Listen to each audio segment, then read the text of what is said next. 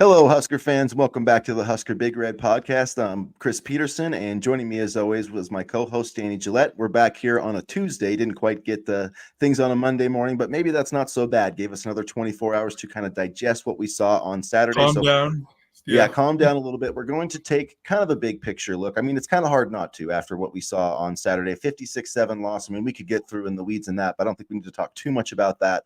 So we're going to kind of look at some of the big picture questions that we've seen just on, social media, Facebook, everywhere, unless you've had, unless you've like totally put your phone away. Like I'm sure that you've seen it. I know that you kind of like to do that, Danny, but Yeah, I I've kind of been need to almost. I've been mixing it up. I do have to walk away though. I just at some point I have to stop arguing with people and be Yeah. productive during the day. But at any rate, before we get into it, how you doing, man? I'm doing okay. My Celtics begin their title defense tonight, so that's something to look forward to. But I'll tell you what, between covering the Patriots on Sunday and then the Cornhuskers on Saturday, I am really not enjoying my weekends, Chris. I got to say, like I'm not. I love the optimism during the week, and then the weekends just like completely torpedo like the rest of my week, and I'm just so upset. Yeah, it was Saturday was tough. I have at least I used up all my good college football, like all my good sports karma on college football last year. So now it's switched over to the NFL, my Green Bay Packers. And I gotta say, man, I love Jeff Hafley. Jeff Hafley is my guy right now. And we'll see. We're only 7 games in, but the defense from the Green Bay Packers has been much improved, which definitely I think is part due to him. So, but I know your BC Eagles are still flying high, so it looks like it was a win-win in that situation. They are, and I'm also very happy. Like talk about sinking ships, which you will hear in a minute. I'm happy that Drake May is looking like he's at least something. So Yeah, he played well. I mean, yeah. Just get him some experience, get another bad pick, then get another elite player, and then next get year an you can be offensive good. line, please. Yeah, yes, get one of those offensive tackles that's going to be coming out. But all right, man. I guess first topic I think that needs to be discussed has got to be Marcus Satterfield in this offense, and we're going to talk about a few, but I think that's been a big topic of conversation, and it's fair Yeah. because I mean on Saturday it's not like I get that Indiana's a good team, and I don't even know what they're ranked now because Nebraska's so far out of the rankings, and I just don't care. But I know that they're a really strong team. But you look at their defense, man, Northwestern and Maryland, excuse me, they Yeah. averaged 26 points against these guys. And then you look at Yeah. Rutgers, we scored 14. They gave up like 70 to Wisconsin and UCLA, which I mean, they're not juggernauts. Wisconsin doesn't even have their starting quarterback, I don't think. And then Illinois gave up almost 50 to Purdue, and we scored 24. And we've had, I think I saw somewhere, and I didn't double check this, so don't kill me if I'm wrong, but I think I saw somewhere where Nebraska's had 4 second halves this year where they didn't score a single point. Or Yeah. I can Yeah. remember the Colorado game, I think the Rutgers game, and I can't remember if they got that touchdown in the second half or not. But at Was it? any rate, Yeah, I'm just trying to there's a think. UTEP. there's a I lot of think. stretches. Yeah, UTEP. There's a lot of stretches where they're not scoring points, and you look at Big Ten games only. They're averaging 2.7 yards per carry. I mean, that has got to be the worst in the conference. And they're averaging, I think, 18 points. But you look at, you take in the last 3 weeks, they're averaging 15 points a game. Like that's just not good enough. And I mean, the numbers overall, I think the thing that really swayed me because I have defended Marcus Satterfield, and so it I probably have seems too. like I'm Yeah. flip-flopping quite a bit, but not that I revealed my position. But when I saw the offensive rankings from last year and this year, and they're basically identical, yards per play, yada yada, like how is this offense improved? And it's just like there's a lot of questions when he was hired, and I think I just had the scarlet and cream colored glasses on and was hoping that he could translate what he did over those last few games at South Carolina to here, but it just hasn't worked so far. And I don't know, do you still think that he should be the offensive coordinator or should still be calling the plays this week? For now, yes, but ask me this at the end of the season, and I think it will be a different story. I have defended him as well, and I'm not going to sit here and say, oh, no, he sucks. I always hate him because I have defended him. I thought there were some stretches this year where he called a good game. I thought even though he didn't score in the first half, the Purdue game where they made adjustments and they were able to execute offensively was one of his better games. However, there are some troubling trends, starting with the fact that whatever the defensive weaknesses are of the opposing team, Satterfield seems to do the complete opposite. And, we talk about Purdue and, running the football, whether it's the offensive line can't get a push in terms of run blocking, which I think is its own separate problem, or, they're just not creative enough with the run plays. I think that's an issue too, because when you look at the Purdue game, for example, one of our biggest plays was not even by the running back. It was a speed sweep to Ja'Cory Barney. And it seems like Satterfield, to his credit, does do a good job of getting Barney the football and, getting his playmakers in space. But when it comes to basic rushing concepts, I feel like the playbook is extremely limited with him as the offensive coordinator. Yeah, you don't see a lot of like creative runs. You see some power and stuff, but you don't see a lot of, creativity in terms of like doing stuff with your offensive line. Yeah. Maybe they just aren't that confident or feel that great about their offensive line. I mean, I don't know. You do have to be pretty good. And they do some pulling and stuff like that. But yeah, I get what you're saying.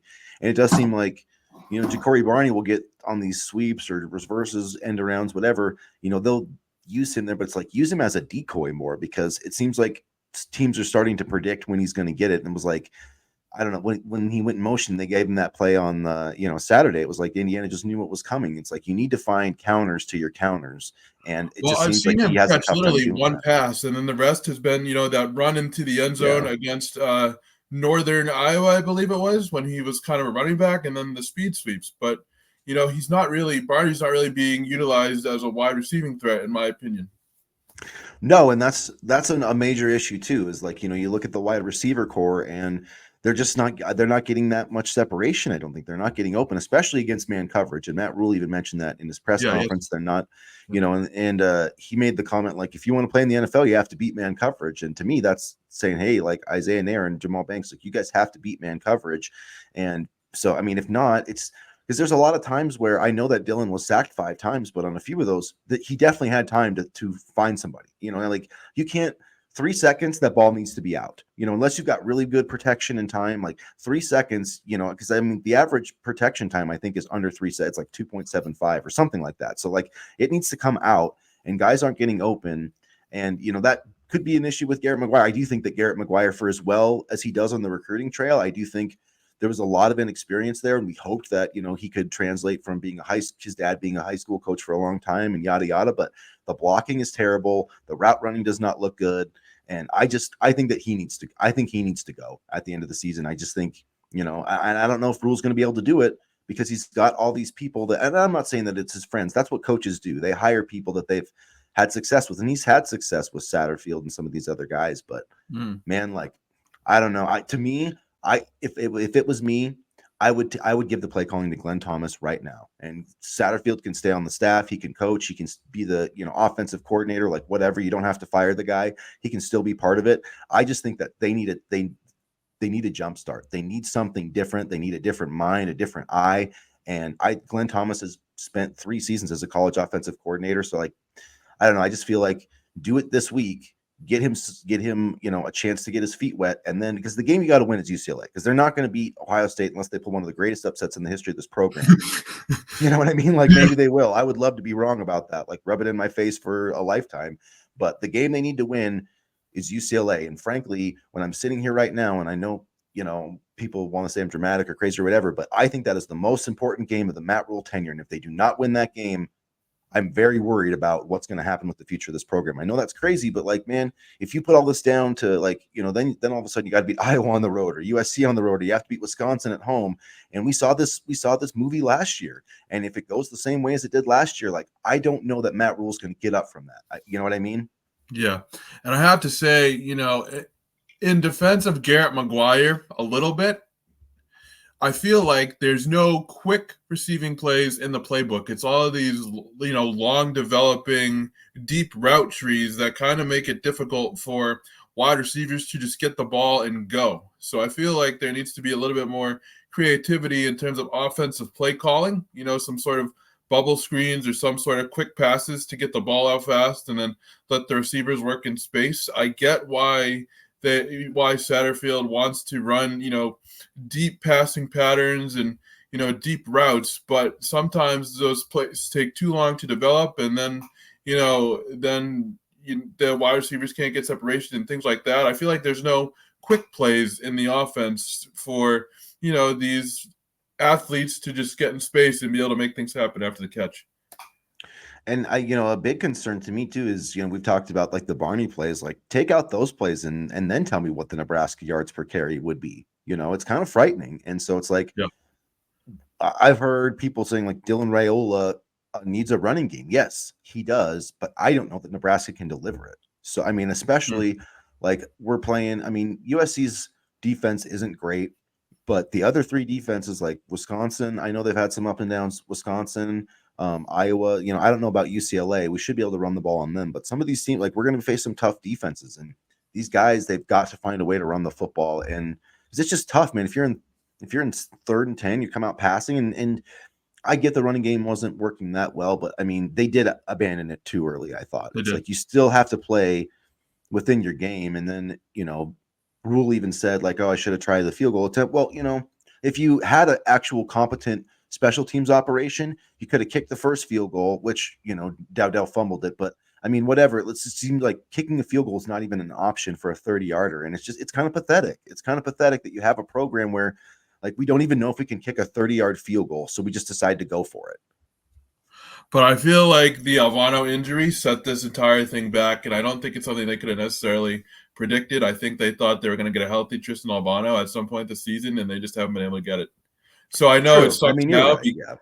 So yeah, I know it sucks now because it's easy to say, and I'm not just saying you, just in general. Oh, they should have gotten a kicker, but I don't think they thought the Alvano injury was going to be as detrimental to him as it has been. No, I mean, and it's hard to predict injuries, and we're seeing that on the offensive line too. And Micah Mazuka, he seems like he needs to be out there. I feel like he's Yeah. one of the 5 best offensive linemen. So like my annoyance with this whole thing with him is it's like Matt Rhule, he just does weird things. Okay, like if Micah Mazuka did, okay, is bad. It's either should be bad enough for him not to be on the field, or he can play. Like if he can play 5 snaps, why can't he start? That just seems weird to me. So it's like either suspend the guy and don't let him, but don't be like, well, we're gonna have him in our sub packages. We're kind of mad at him, but we're not mad at him enough that we won't let him play 10 plays. I'm like, what are you doing, dude? He's clearly one of your best run blockers. You cannot run block. You're saying he's like good enough in the program to be in uniform. Put him on the damn field, and also put Tommy Hill and Sayer Wright on the damn field at the same time. This should Yeah, not that was be, confusing. and I think it's loyalty. I think that they're like Marcus Buford has a single digit number, yada yada yada. We're not going to pull him. That's what it is. And Matt Rhule has got to get over this loyalty thing, or he's going to find himself out of a job. Like that's just how I feel about it, because Marcus Satterfield is not it. Ed Foley is not it. And he also kind of got Jeff Sims out of loyalty because Jeff Sims played quarterback for Jeff Collins, who he knew at Georgia Tech. You know what I mean? So it's like at some point you've got to stop trusting your friends, and you have got to start evaluating like who are the best players and coaches for this program, because you're not bringing in the best right now. Well, the Jeff Sims experiment was really interesting to me because I honestly thought he would be better than it was, and Me too. um, that's sort of beside the point. But the point I wanted to make, and we talk a lot about the offensive side of the football, but the regression on the part of the defense worries me a little bit more, perhaps than the offense, because we know some of the limitations that the offense has right now. But the defense, I mean, I'm not saying fire Tony White or do this or blah blah blah, but they have not been playing well either. I mean, you're not getting a ton of pass rushing production. You got some against Purdue, but at the same time, the corners aren't playing the best, and you have to have Wright and Hill out there and stuff like that. But overall, schematically, like we still struggle defending the run. We saw that on Saturday. The fact that we stopped Kyle Monungai and contained him was a miracle. And Tony White's not performing well either right now. Yeah, it's the loss on Saturday was shocking, dude. It's like, okay, I'm never using the word elite with this defense again until they like shut out somebody or something. Hold Ohio State to like 17 points, and I'll think about it. You know what I mean? Like that's what I thought this defense was, and that's why I felt confident going into the Indiana game. And so that to me that was demoralizing. And it was like Kurt Signetti was like, man, I'm sick of seeing all this talk about Nebraska. It was like he set out on a mission to embarrass Nebraska. And the fact that like Matt Rhule didn't see it coming and there was nothing that they could do to stop it just is really concerning to me. It just is really concerning to me. And Tony White, yeah, I mean, they can't tackle. I'm worried that people have caught on to the 3-3-5. But at the end of the day, like those defenses, a 3-man front only works if your front's really good. And as good as Ty and Nash are, they play too much. They have to play too much because there is zero depth. And you look at and you look ahead to next year, it's even worse. There's not a starting caliber defensive lineman on this team that is coming back next year. Like if you lose Butler, James Williams. Yeah, but James Williams isn't. He's not a starter. He's a pass rusher. Well, he's not a base William. He's not a base defense defender, in my opinion. You know, when you look at the depth, he might have to be next year. Yeah, and I mean, yeah, it's really concerning. And it's like, man, I don't, you know, that's why I have no hope for patience for this. Like when people start bringing up what Scott Frost did or what he left Matt Rhule with, like, no, man, Matt Rhule told anyone who would listen all summer about how great Nash Hutmaker is, Ty Robinson, Isaac Gifford, all these guys, yada, yada, Bryce Benhurt, they should all be in NFL camps. Okay, man, you got the NFL dudes, you got your quarterback, go win. Like there's just no excuse for it. And I just get so sick of that. That has nothing to do with Scott Frost. If Kurt Cignetti was coaching our team on Saturday, he probably wins. And that's the biggest indictment I have of Matt Rhule. Yeah, no, I agree. And I feel like, you know, and I'm not saying you are, but if we were to fire Matt Rhule, it just restarting all over again for this program would just be absolutely so frustrating and heartbreaking, honestly. It would be heartbreaking because I really like Matt Rhule. I think he's a great leader to have for your program. I think every time he goes out there and, you know, I get sick of his press conferences and his coach speak a little bit, but he's a good representative for your school. He's a good person. He's a good dad. You know what I mean? Like he's a good guy. I want him to win. I want him to be successful, but he's just not doing it. And my thing is, I feel like one of the big mistakes of the Frost era is that Nebraska just hoped that it was going to work out. Well, you know, let's hope that, and we can't hope anymore. We don't have time to waste. If it's clear, like if Nebraska's not in a bowl game by next year, he's got to go. Like, I don't care what the buyout is, figure it out. There's enough money, figure it the hell out. You know what I mean? Like, it's just, because we wasted the 2022 season and probably they should have fired Scott Frost in 2020. You know what I mean? Got somebody who could actually do the job. And then where would we be at right now? Like, so that, like, I get it. It would be heartbreaking and I don't want to see it to happen. I want just beat freaking UCLA and we don't have to have this conversation. But at some point, well, I still think it's a worthy conversation to have, especially when it comes down to loyalty with his assistants. I do think this is not going to be the last time we have this conversation, but I think some changes have to be made, even if they make a bowl game in the offseason in terms of assistant coaching staff and things like that.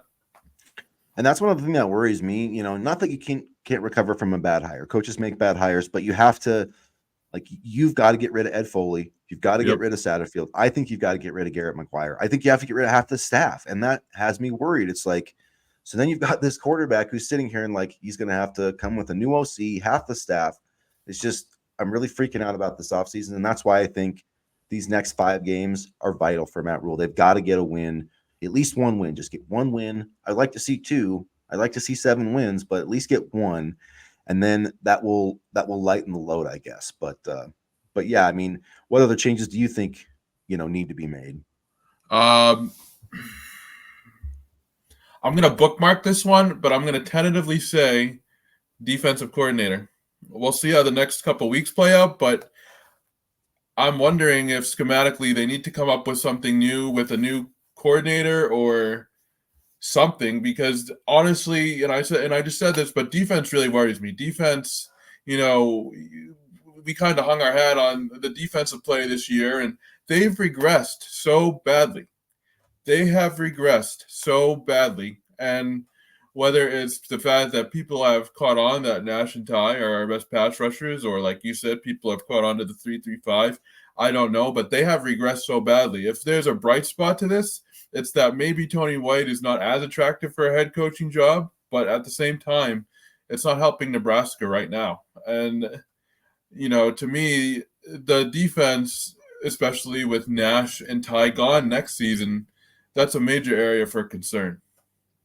It is. So let's talk about something positive that happened this week. So we had the commitment of Juju Marks, 4-star guy that they flipped from Kansas, 6'6", close to 300 pounds. I forget exactly what his ranking. I think it's like 387 in the top 400. So a really good commitment. What are your thoughts on Juju Marks and how this can kind of get some positive momentum? He can play both sides of the football. I played both sides of the football in high school. So I'm thinking, Nebraska previously recruited him as a defensive lineman, so I'm thinking he could add some continued depth there. And when you look at the defensive line group, if you're going to need to replace depth, I know it's not ideal, but they do have a lot of good young pieces there, and they are stacking the position. So, Marks definitely brings another body on the defensive line, and I believe he's 6'8", so he's definitely got some good size. Maybe they could use him as an offensive lineman, but for now, as a defensive line prospect, I think he's really solid.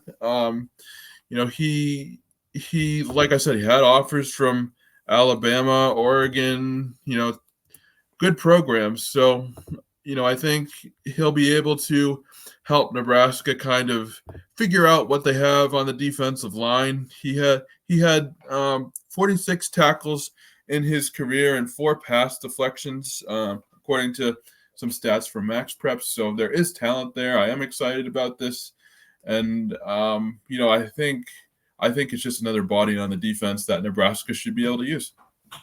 Yeah, whether he ends up playing offense or defense, I mean, getting a blue chip 300-pounder, I've been saying that for a long time. You need more 300-pounders and more blue chip 300-pounders. So, and yeah, 6'6", 280 or 280, whatever, he truly is. The measurements are always a little different, but that's the kind of size you need to be, a defensive end in a 3-3-5 scheme, in an odd scheme, an odd man front. So that was a nice bit of news for Nebraska. Hopefully, they can get that momentum forward, and hopefully we can have a positive showing this week at Ohio State. So we didn't really talk about that today. We'll get to that coming back, I think, on Thursday. We'll try to shoot for Thursday, and we'll look ahead to the Buckeyes and talk about if Nebraska has any shot of winning that game. But I just want to see this team be competitive, because it felt like they maybe quit a little bit in the second half on Saturday. Yeah, it did, and Indiana did not. And Kurt Cignetti was pissed when they were up like 49-7, and he still looked pissed. So he didn't change his emotions. So I mean, he's a good football coach. He really is a good football coach. He won't be at Indiana for long, and he gets the most out of his players. They buy into what he does, and it was the same way at James Madison too. So I mean, hats off to him. I mean, we could talk about how badly Nebraska played, but also their quarterback, Indiana's quarterback, I know he's going to be out indefinitely, but he was probably one of the best quarterbacks they'll face. So shout out to them as well.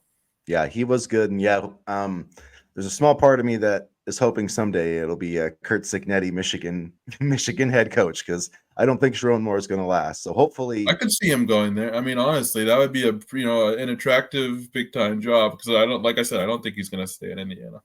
But that's like when people are like, oh, if you fire Matt Rhule, who would you get? Well, there's somebody, man. And I'm not saying they're going to fire Matt Rhule. I still think Matt Rhule can get this job done, but it's gut check time now. So, and they've got to get off the mat this week. I worry if they lose like 52-10, what their psyche is going to be. Like they need to be competitive, have some positive stuff happen this week, and then just go beat UCLA, go get another win, and then you can go into next season with some positive momentum. Not even joking. You saw in his press conference how scared Matt Rhule looked. Like he was almost thinking, "Oh, not again." And, I know, yeah. And at some point, it's getting to the guys, and I'm just hoping it doesn't get to him too much. Yeah, I am worried about that. I do think these next 5 games are the most important of his tenure. I think this is it's either he's going to win a couple and it's going to move up, or he's not. And I just don't know if he can survive that pressure if they lose out this season. So we'll talk about that more on Thursday. We'll talk about Ohio State. Topic, yeah. So we'll get into that. Please make sure, if you guys haven't already, hit the like button, hit the subscribe button, and as always, go Big Red. Go Big Red.